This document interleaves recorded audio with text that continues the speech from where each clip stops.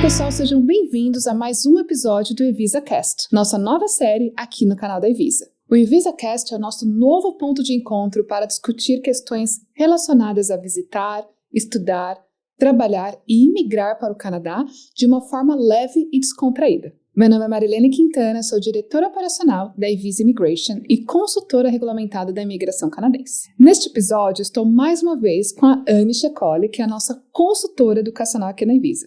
Olá, pessoal! Prazer estar aqui de novo. E neste episódio, a gente vai falar um pouco mais sobre as notícias relacionadas ao mundo de estudos no Canadá, para quem vem como estudante internacional, e como isso deve impactar o seu planejamento de estudos em 2024.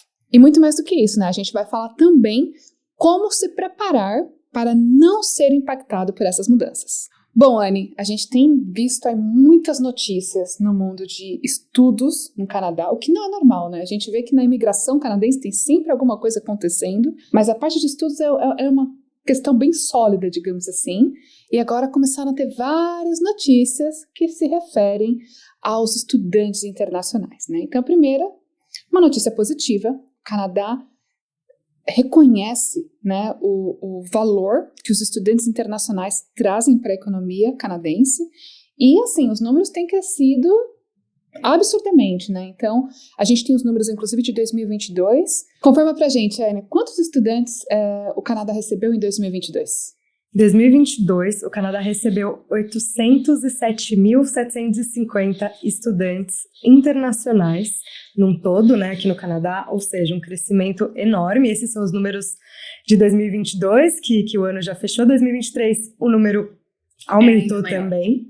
Sim, realmente teve um crescimento muito grande, um boom de estudantes internacionais aqui no Canadá. E com essas notícias, né, teve alguns pontos negativos que começou a chamar a atenção das autoridades e a iniciar, na verdade, essas discussões de possíveis mudanças em relação a como continuar trazendo estudantes internacionais em números recordes, então isso é bom, porém com maior cautela para evitar os problemas que foram reportados recentemente. Bom, não tem como falar de crescimento sem impacto, né?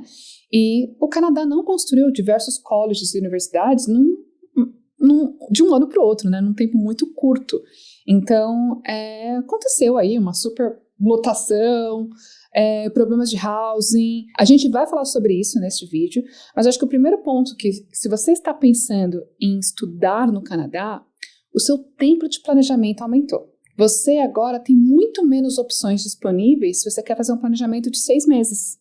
Você já tem que começar a planejar com muito mais antecedência, né? Então, Anne, você que é, né, nossa especialista educacional, conta um pouquinho para o pessoal essa mudança e qual que é o tempo que as pessoas devem considerar para efetivamente começar um planejamento de estudos no Canadá. Sim, isso é algo que a gente está observando, né? Então, é algo que está acontecendo agora, não é algo que a gente viu no passado ou está vendo no futuro. É uma coisa que a gente está acompanhando agora, em tempo real, né? Essa mudança de tempo de planejamento. Claro que algumas províncias, então, vão ter um tempo de planejamento maior, por exemplo, né? Tem muita gente agora, principalmente brasileiros, querendo muito vir para Alberta, por exemplo, que é uma província muito bacana, mas que certamente vai ter um tempo de planejamento maior do que se você optar, por exemplo, por estudar em Ontário, em British Columbia, por uma questão de estrutura dos colleges, né, que agora lá em Alberta que estão começando a se estruturar para receber esses estudantes internacionais. Então, acho que a primeira coisa, né, o primeiro fator vai ser onde você vai estudar, então, para entender como é que vai ser esse seu tempo de planejamento. Províncias do Atlântico também, em geral, são províncias que você tem que ter um tempo muito maior para se planejar. Então, quando a gente está falando de Atlântico, por exemplo, mais de um ano de antecedência, porque, principalmente por conta das vagas, né, você fala, eu quero começar o meu curso em setembro, lá em New Brunswick, setembro de 2024. Vamos ver se tem vaga em New Brunswick para setembro de 2024? Muito pouco. Então, quem quer vir estudar em New Brunswick em 2024 já teve que começar o seu planejamento antes. Então, se você quer vir estudar em New Brunswick em 2025, você já tem que começar agora seu planejamento.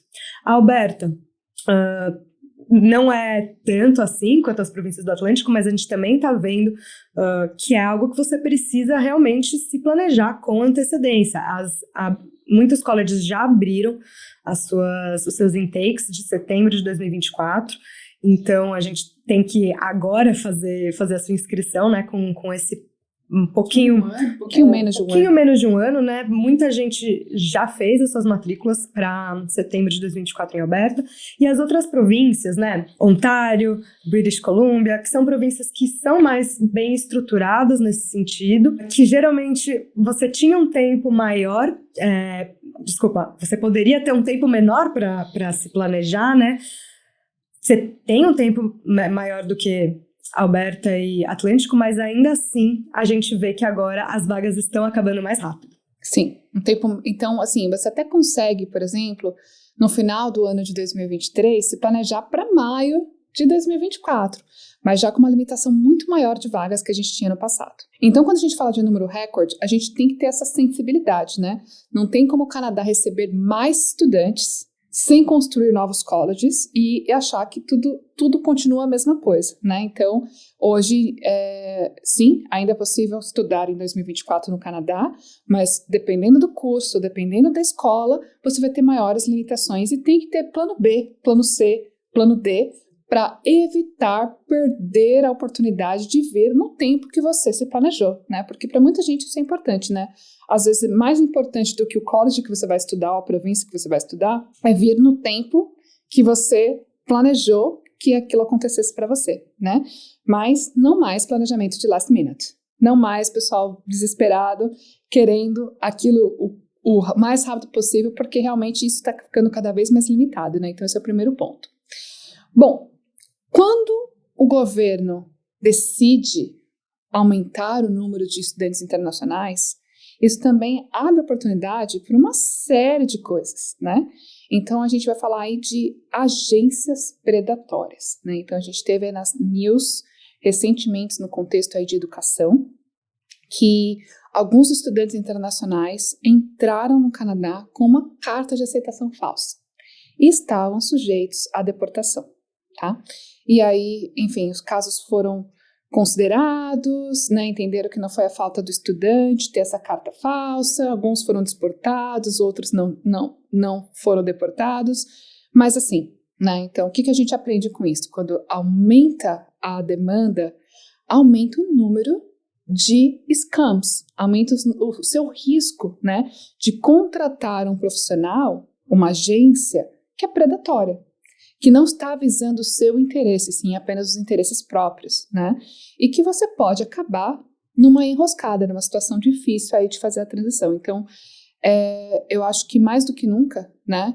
Você precisa também estar ciente que contratar uma empresa com credibilidade, de confiança, uma empresa, né, como por exemplo a Evisa, que tem ali todo um órgão regulador por trás, né? Então, todos os profissionais da Evisa aqui que estão responsáveis pelo processo são consultores regulamentados e a gente sempre faz o processo, né, de educação alinhado com o processo de imigração, né, justamente a gente tem esse oversee, né, do órgão regulador. Então acho que com isso que aconteceu, né, a gente entende assim, poxa, não era uma coisa que acontecia no mercado canadense, né, sempre tem aquela agência que não é confiável, que quer vender aquilo que é melhor para o interesse dele ao invés do aluno, né? Mas a gente percebe que quando tem essa explosão de demanda, a gente vê muito mais depoimentos de pessoas entrando nessa furada, assim, com algumas agências que não são profissionais, né? Quer falar um pouquinho sobre isso, Anne? Sim, eu acho que além da questão do scam, da fraude em si que ocorre, é muito importante a gente entender que nem sempre a agência ela é só fraudulenta, mas muitas vezes ela não está realmente visando, né, o interesse daquele cliente, daquele aluno que está vindo para cá. Então ela quer vender um curso e acabou, e não importa como esse cliente vai pagar esse curso, não importa como ele vai fazer para se virar quando ele chegar aqui no Canadá. Então é muito importante também entender que vir estudar no Canadá é um planejamento amplo, que você muitas vezes sozinho não consegue visualizar isso, até por isso que você vai contratar uma agência para te ajudar com todo esse planejamento. E que é importante ter alguém ali, um profissional que vai olhar e vai falar, olha, dentro do seu universo, dentro das suas condições, é isso que você consegue fazer nesse momento, naquele momento, é esse college que você vai conseguir não só pagar o college no sentido financeiro, mas também onde você vai morar. Vai ter, quanto você vai pagar de aluguel, como que vai ser essa cidade. Então, entender como que vai ser toda a sua mudança para o Canadá, Sim. né? Não só vender um curso e pronto, acabou, né? Porque é isso que a gente fala de agências que vão fazer um recruitment predatório, que eles nem sempre vai ser uma fraude, mas ele vai chegar lá e ele vai falar para o cliente, não, vem para o Canadá, paga, vai ter promessas que não vão ser cumpridas depois quando ele chegar aqui. Então, por mais que ele às vezes não vai ter uma LOA falsa, por exemplo, ele entrou com a LOA certinho do college, tudo certo, mas ele vai chegar aqui e não necessariamente ele vai conseguir se adaptar por diversos fatores. Então, assim, é muito importante ter um profissional do seu lado que vai saber te ajudar a entender qual é o melhor college local para a sua adaptação mesmo aqui no Canadá. E não só a adaptação, né, para atingir os objetivos de longo prazo. Então, por exemplo, aqui na Evisa, a gente faz todo o planejamento educacional alinhado com o objetivo de imigração do cliente, né? Então, se o cliente tem um interesse de imigrar ao final do college, né, quer considerar essa opção, que eu acho que a maioria hoje em dia, né, a gente vai fazer o planejamento visando as oportunidades de imigração que estudar naquele college vai trazer, né? Então, qual será o caminho mais acessível de acordo com aquele perfil, né? Qual que é a melhor província de acordo com aquele perfil? E tudo isso é feito com muita responsabilidade, de uma forma integrada, né? Então, como a Anne falou, às vezes o recrutamento predatório, ele acontece quando a agência ou o profissional que está te ajudando está visando os interesses próprios, né? Mas também existe, infelizmente, um monte de profissionais que não estão capacitados, que não estão preparados para te dar uma assistência. A gente vê tantas pessoas que vieram, por exemplo, com colleges que não qualificam para o Post-Graduation Work Permit, deram todas as suas economias para chegar aqui e saber, ei, esse college não vai dar o Post-Graduation Work Permit, você não tem uma transição agora para sua residência permanente, porque você não vai ter o Post-Graduation Work Permit. Então, a gente ainda vê over and over again, quando a pessoa está estudando aqui e fala assim, poxa, agora eu vou aplicar o Post-Graduation Work Permit. Não, esse college não qualifica. A agência me falou para eu vir sozinho como estudante e agora eu quero trazer minha esposa. A gente fala, não, o college que você veio não qualifica, né? Trazer os filhos. Então, assim, tem uma série de coisas que, às vezes, as escolas, os recrutadores, né, só focam ali no interesse deles, às vezes de maldade, às vezes por falta de preparo, porque eles sabem vender um formato, um modelo, né? E isso realmente pode colocar todo o seu planejamento a perder, né? E aí, o Canadá começou a notar isso, né? O Canadá começou a identificar que isso está acontecendo. Então, começaram a ter discussões de como regulamentar isso, como melhorar o controle, né, em relação a, enfim, aos profissionais que estão ajudando as pessoas, né, a vir para o Canadá. E eu acho que isso é legal no final do dia, né? A gente sabe que é muito triste ouvir uma história de que a pessoa foi enganada, né? Muita gente, né, acha que hoje em dia é só abrir um Instagram e falar de como sem ter a responsabilidade de ter o conhecimento aprofundado. Então, acho que isso é positivo, inclusive para nós, como empresas que somos empresas sérias, né, de tirar esse pessoal do mercado que não faz o trabalho sério, tanto para o estudante, né, que vai ali, né, cada vez mais ter mais acesso à informação de qualidade, a profissionais de qualidade, mas assim, cabe aí a você fazer esse filtro e procurar realmente os profissionais que são qualificados, né? E aí uma outra coisa que ninguém espera do Canadá, né? Que espera assim, poxa, não, eu vou pro Canadá, ninguém vai me enganar lá, né? O Canadá é o país de primeiro mundo, não tem scam, não tem erro, né? Que são as escolas que não entregam o que é prometido, né? Então, escolas que às vezes cobram uma fortuna do estudante internacional, chega aqui, não tem estrutura, não dá aula, né? Não tem matéria, aí a pessoa fala, poxa, o que eu venho fazer aqui? Eu paguei super caro, eu queria efetivamente estudar e ter um diploma que seja reconhecido no mercado e não vai dar em nada, né? Eu acho que isso não aconteceu muito com brasileiros, são poucos casos, a gente viu aí com maior frequência em outros mercados, né, de pessoas que vieram para escolas muito específicas que a gente, né, não trabalha, inclusive, que eram escolas muito ruins, E o governo falou agora de regulamentar também, né, as escolas, do governo e as escolas trabalharem com maior integração e maior parceria para evitar esse tipo de situação, né? Quer falar um pouquinho sobre isso, Anne? Eu acho que a notícia que saiu, né, e que ainda não é oficial, então Sim. A gente está ainda entendendo como vai ser, mas basicamente o governo ele vai colocar como se fosse uma segunda camada de segurança Sim. ali, então ter mais critérios, né, para os colleges se qualificarem como um college trusted institution, então uma instituição confiável. Eu acho que isso né, sempre tem os dois lados das coisas, então talvez quem está trabalhando de uma forma não muito correta vai achar isso ruim, porque vai tirar ali parte das oportunidades, mas quem está fazendo um trabalho sério, para quem está fazendo um trabalho sério, isso é ótimo. Sim. A gente vai cada vez mais realmente trabalhar com mais segurança, com mais segurança de que a gente está oferecendo ali um college que vai dar aulas da forma que foi esperado, que a pessoa vai ter a estrutura que foi esperada. Então, isso, para nós, na verdade, é muito bom. Sim, com certeza. E uma das responsabilidades do college também é o recrutamento responsável, né? Então, não é só trazer um monte de estudantes internacionais, né? E ali não ter como eles pegarem as matérias, porque está tudo lotado, não tem infraestrutura, não ter housing, né? Não ser tudo de um país só, então isso é muito legal também, né? Então, acho que com isso, também está visando ali a multiculturalidade, né? Se é que existe essa palavra, mas assim, né? De não ser... Você chegar num college canadense e falar assim, só tem gente de uma ou duas nacionalidades, né? Então, só para vocês terem uma ideia, né? Daqueles números de 2022... dos 800, um pouquinho mais de 800 mil estudantes que chegaram no ano de 2022, 50%, mais de 50% são de 2 países, Índia e China. E quando a gente pensa que tem bastante brasileiros vindo para o Canadá, para fazer essa transição, para estudar no Canadá, o Brasil sequer está no top 10, né? Somos a posição 11, na verdade, dessa lista, né? Então, assim, não estamos sequer no top 10. Mas só para vocês terem uma ideia, o terceiro lugar, né, ele não é nem 5% do total de 800 e poucos mil estudantes que chegaram, né? Então, o primeiro lugar e o segundo lugar são mais de 50%. O terceiro não é nem 5%.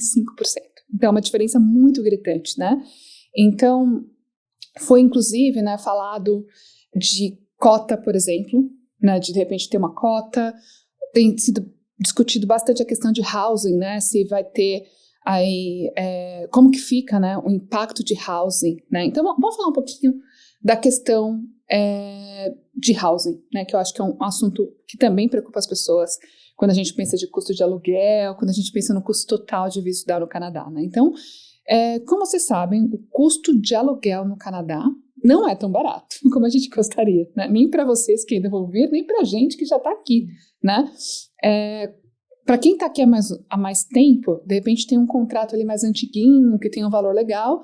Se a gente decidir mudar, a nova casa já é mais cara. Por quê? Porque com o aumento de pessoas chegando no Canadá, tem mais demanda do que oferta, né? Mais pessoas procurando por casas para alugar do que casas disponíveis para alugar. Então, com isso, o valor aumenta. Regra de mercado, né? Nada novo aqui. E aí começou-se uma discussão, né? O ministro Sean Fraser, né, que era o ministro da imigração, até julho deste ano, passou a ser o ministro de housing, a partir de agosto desse ano, né, de 2023, e ele comentou que vamos pensar em criar uma cota de estudantes internacionais por conta disso, né? E aí o novo ministro de imigração, Mark Miller, ele disse, não, a gente não vai criar a cota, mas a gente vai criar, então, essas medidas, né, de ter as instituições de forma mais reguladas, né, mais responsáveis pelo recrutamento responsável, garantindo uma entrega de qualidade, etc, etc, né. E não, a gente não vai colocar cota, né, mas a gente vai criar outras soluções aí para housing. E uma outra coisa que a gente ainda não sabe o que vai acontecer é que a gente começou a perceber um movimento de que algumas instituições, né, principalmente os grandes grupos de instituições canadenses, começaram a comprar empresas de housing, que é bem interessante, né? Então, enfim, a gente não sabe ainda como vai ser o desdobramento, né? Mas pode ser que, num futuro, eu acredito que, de alguma forma, tenha que ter o seu plano de estudos e o seu compromisso de pagar os estudos, e também talvez ter algum tipo de pre-arrangement para o seu housing, ou de uma comprovação financeira que de repente vai cobrir housing, né? Então aqui eu não sei se é isso que vai acontecer, nada foi decidido nesse sentido, né? Mas eu acho que pode ser um dos desdobramentos que a gente tem aí nessa questão aí de housing, né? O que você acha, Anne? Eu acho que, assim, seria muito bom se a gente tivesse esse desdobramento, né? Porque realmente isso é algo que a gente já faz. Então, aqui na Evisa, quando a gente vai fazer o seu planejamento, a gente vai te alertar sobre as questões de housing. É claro que a gente não é dona de nenhuma empresa de housing, então a gente não tem esse poder, mas a gente tem parceiros para ajudar você a encontrar o seu housing. A gente vai te explicar um pouco como é o housing naquela região, e é algo que você precisa ter em mente. Não é como talvez foi há algum tempo atrás, em que você, eu vou aqui estudar no Canadá, então ali na frente eu vejo o que eu faço, se eu vou alugar um apartamento. Não, o housing hoje ele já tem que ser uma parte essencial do seu planejamento. Você tem que entender quanto você vai gastar naquela casa, se você é uma família com filhos, enfim, qual tipo de moradia que você vai ter que ter, e isso pode inclusive influenciar na sua escolha de localização, né, de onde você vai morar, entender o que também está dentro das suas condições para arcar com aquilo. Então, eu acredito que essa questão do housing, sim, a gente está vendo uma crise de housing no Canadá, ela existe, a gente não tem como negá-la, mas eu acho que tendo um planejamento sério, organizado, e que a gente também vê que tanto o governo quanto as instituições têm, também estão prestando atenção nisso, né? Eu tenho visto que isso vai começar a, de alguma forma, melhorar. Sim. Então, não posso dizer, no primeiro semestre de 2024 vai estar tudo resolvido. Provavelmente não, mas a gente está vendo um caminhar para essas soluções, né? Porque realmente não adianta a gente trazer 800 mil estudantes para o Canadá se a gente não resolver alguns pontos principais. Então, acho que é isso, assim, entender o housing como parte essencial do seu plano é um segredo, uma chave muito importante, assim. Porque ninguém quer que um estudante internacional seja encontrado ali morando debaixo da ponte, né? Teve até uma notícia também que um estudante internacional estava morando debaixo da ponte, né? Homeless, em Toronto, acho que foi isso, né? Então, assim, não, a gente não quer isso, e você não quer isso, né? Você não quer sair do seu país, do local que você tem ali uma situação estável, né? Porque quem vem para o Canadá tem uma situação socioeconômica estável no país para vir aqui passar alguma necessidade, né? E a gente percebe também que os landlords, né, os donos das propriedades, eles também têm exigido mais, né? Então, normalmente, se você vai alugar uma casa, um apartamento, né, talvez você tenha que fazer um depósito maior ali dos 3 primeiros meses, né, dependendo da província, dependendo da demanda, eles podem exigir mais ou menos. Então, a regra normalmente é um secure deposit, que é 50% do valor do aluguel que você paga antes, né, além do seu aluguel daquele mês já antecipado, né, sempre com antecedência, mas por conta, né, da demanda, às vezes se você oferecer pagar ali, não, vou pagar 3 meses com antecedência, você tem mais chance de conseguir ali um lugar, um contrato de longo prazo, né? Então, eu acho que o fato de ter sido trazido para discussão esses pontos, né, eu acho que já é um grande começo para a solução, né? Então, o governo está prestando atenção. E, assim, né, eu tenho ali um e-mail criado que um dia, quem sabe, eu vou mandar para o ministro, que é uma lista de possíveis soluções e possíveis recomendações em relação à imigração. E eu tenho ali uma recomendação de housing, não vou falar aqui, né, não cabe, mas o ministro não vai ouvir, anyway, em português, né, mas assim, quem sabe até usar a própria imigração de negócio, imigração por empreendedor, para também ajudar o problema de housing, né. Então, vamos ver. Quem sabe, né? Quem sabe tem mais uma oportunidade para poder desenvolver e resolver esse problema. Mas em relação à cota, né, até aproveitando que foi um dos pontos que eu comentei, como existem ali um grande número de estudantes vindo de certos mercados, eu acho que esses mercados vão ser mais afetados, né? Não acho que isso vai afetar o número de brasileiros, né? Não acho que isso vai afetar o número de outras nacionalidades que vêm numa quantidade muito menor, né? Então, eu diria assim, talvez o top 2, o top 3, talvez, eu acho, principalmente o top 2, vai ter ali algum impacto em relação a um pouco mais de restrição dos números que estão vindo todo ano, né? Já que o governo quer promover que seja, que haja mais pessoas de outros países, esse mix, né, de outras culturas também vindo para o Canadá. E isso é positivo para brasileiros, né, Anne? Sim.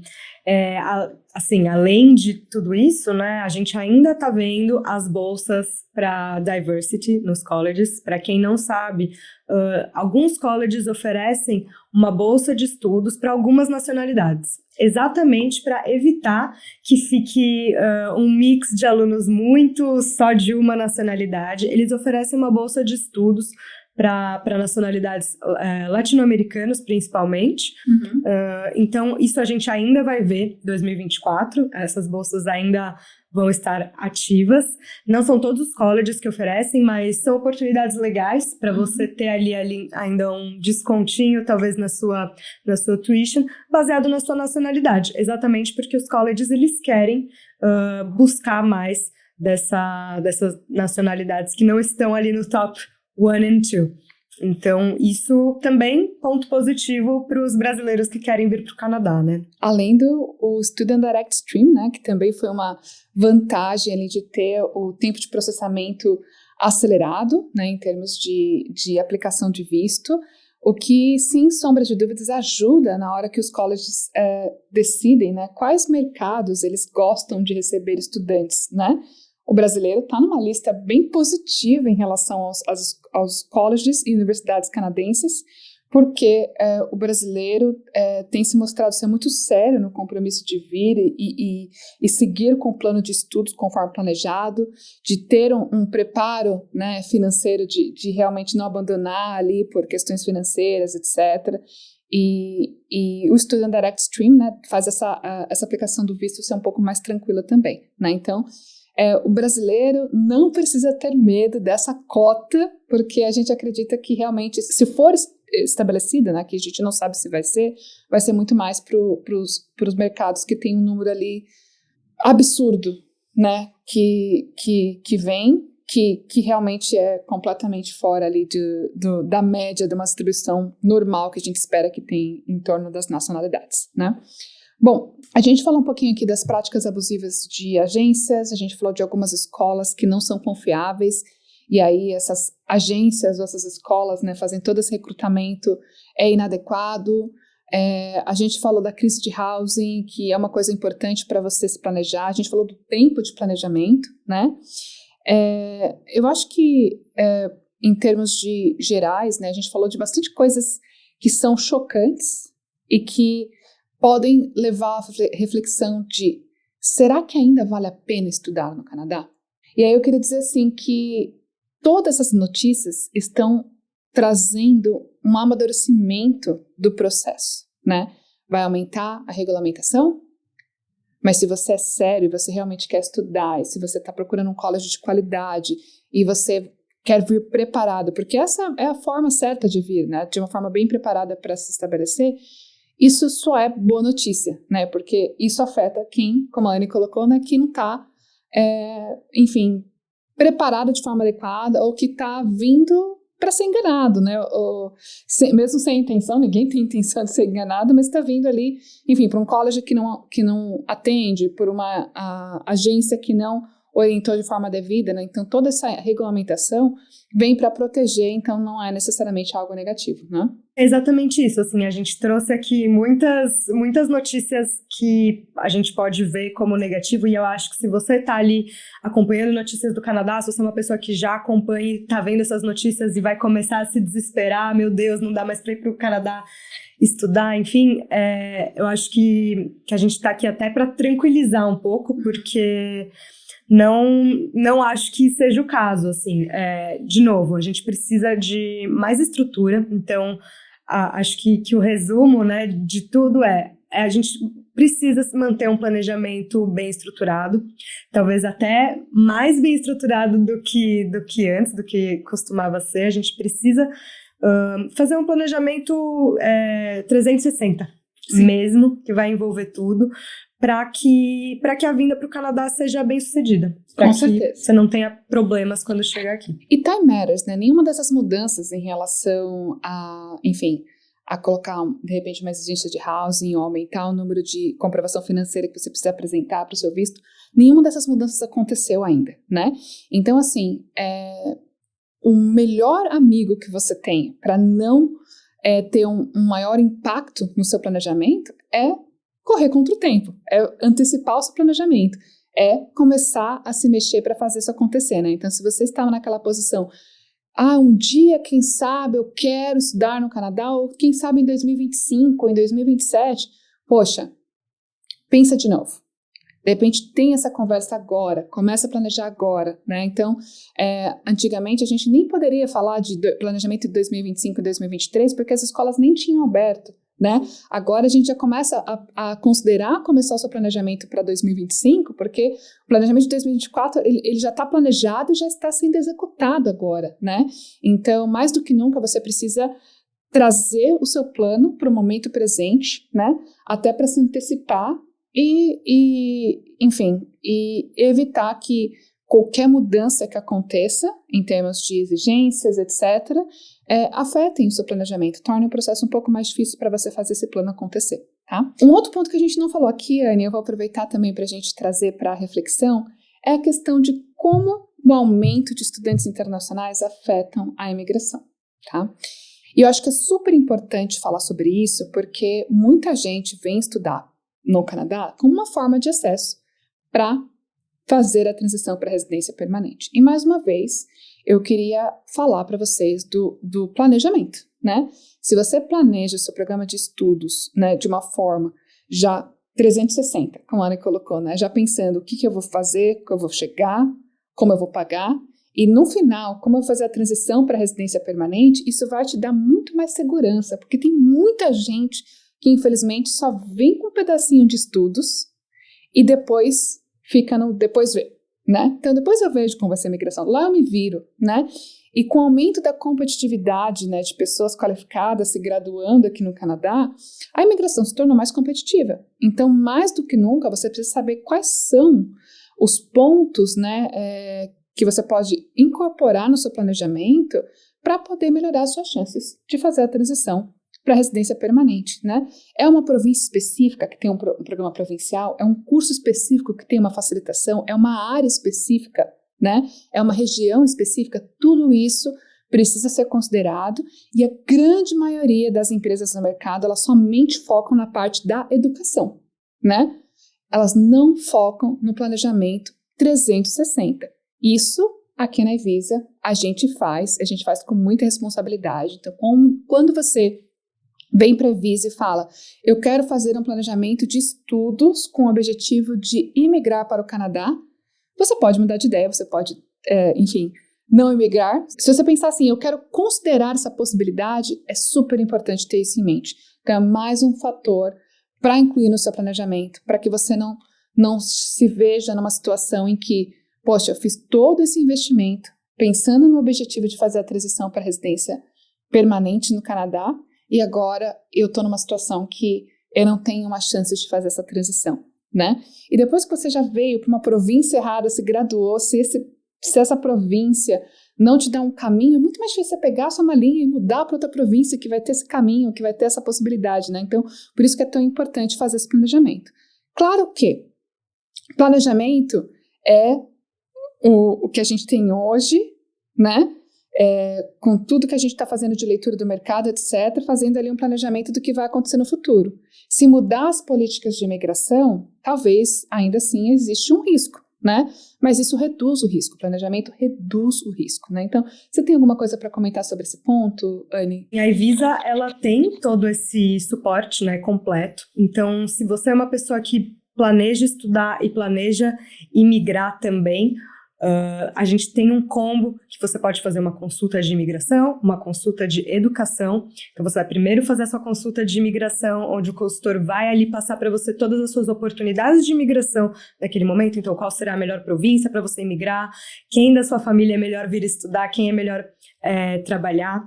E, enfim, diversos pontos, quais programas talvez seja mais interessante, quanto você tem que ter ali de inglês para melhorar. E depois você vai passar para a parte de educação, onde a gente vai daí, sim, se aprofundar nos programas educacionais que vão fazer mais sentido para você, mas sempre já baseado numa estratégia de imigração.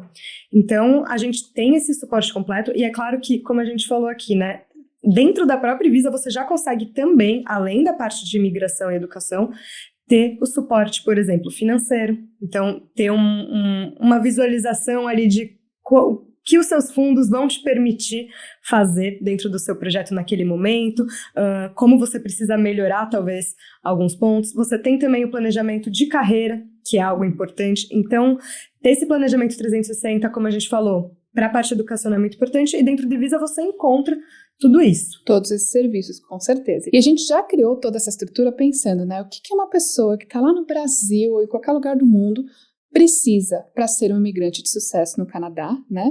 E aí é que a gente, né, desenhou toda essa estrutura para realmente fazer com que essa transição seja o mais prazerosa possível, né? Seja desafiadora de forma positiva e não desafiadora no sentido de perrengue, digamos assim, né?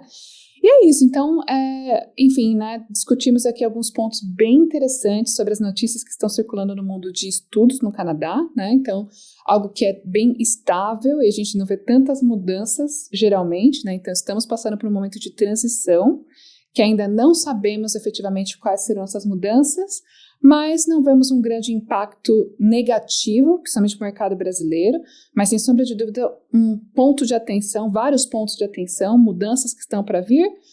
Quer correr um risco menor de ser impactado por essas mudanças? Antecipe o seu plano, já comece logo o seu planejamento, até porque tem sido muito mais longo, né, para você executar esse planejamento por conta das vagas das escolas que têm acabado com maior velocidade. E é isso. Bom, obrigada, Anne, mais uma vez, por estar aqui comigo neste podcast. Pessoal, espero que vocês tenham gostado deste episódio. Estamos à inteira disposição para te ajudar a se tornar um imigrante de sucesso no Canadá. Se você gostou desse episódio, não deixe de compartilhar com seus amigos. Grande abraço e até a próxima!